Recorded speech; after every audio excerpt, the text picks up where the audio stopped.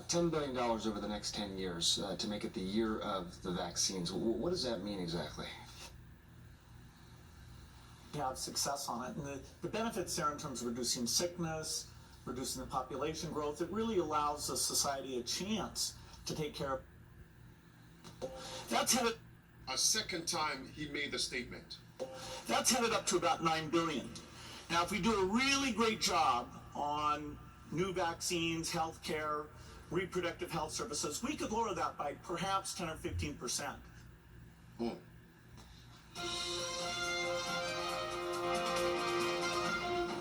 Now take a look at this, friends. This is fresh off the press. April 23rd, 2019, COVID-19 vaccine trial on humans. Yes, friends, you heard that correctly. You read that correctly. COVID-19 vaccine trial on humans to start. Take a listen. The timetable. Clinical trials will start at the end of April. First results are expected at the beginning of July. If positive, trials would be expanded to thousands of subjects in the fall and winter. The company hopes to develop a COVID-19 vaccine this year, but experts say 2021 is more realistic. And now with that in mind, take a listen to what the CDC director said this morning, April 23rd.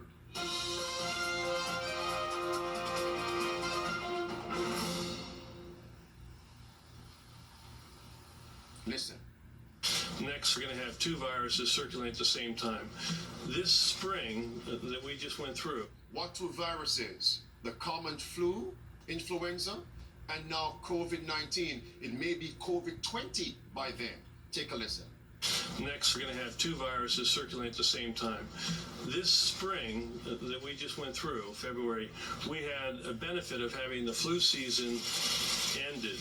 So we could use all our flu surveillance systems to say, whoops, this is coronavirus. We need to focus. Next fall and winter, we're going to have two viruses circulating. And we're going to have to distinguish between which is flu and which is the coronavirus. And so the comment that I made, it's more difficult. Doesn't mean it's going to be more impossible.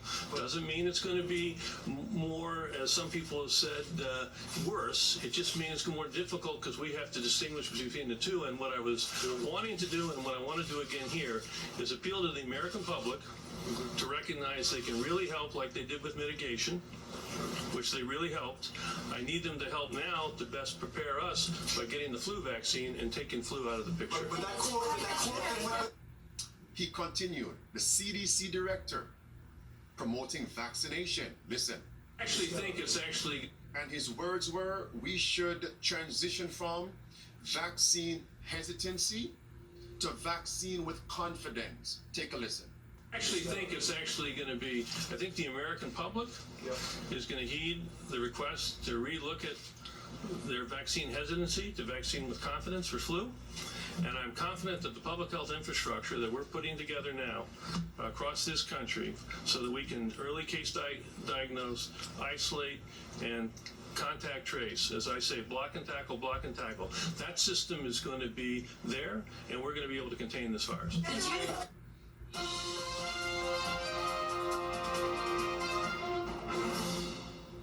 In closing, before I bring in my special guest, remember we covered this fact that according to the U.S. Constitution, or may I say, the state's constitution, it was argued in 1904 that the states, even America, they can force vaccinate individuals against their will.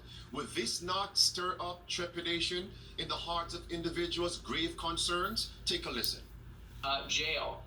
Remember, back in 1905, a Supreme Court issued a decision called Jacobson against Massachusetts, which held the proposition that you could be forcibly vaccinated against your will, that for the smallpox vaccine, and that was entirely within state authority to do that. So they certainly, in this context, can arrest people if they violate the governor's orders. Yeah. And what about... I went ahead, and here on the screen, you have the actual case, when it was argued and when it was decided.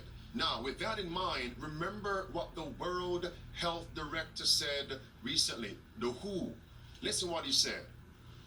Last week, Dr. Michael Ryan, he's a leader at the World Health Organization, announced that in response to the spread of this virus, authorities may have to enter people's homes and remove family members, presumably by force. In most parts of the world, due to lockdown, most of the transmission that's actually happening in many countries now is happening in the household, at family level. In some senses, transmission has been taken off the streets and pushed back into family units. Now we need to go and look in families to find those people who may be sick and remove them and isolate them in a safe and dignified manner.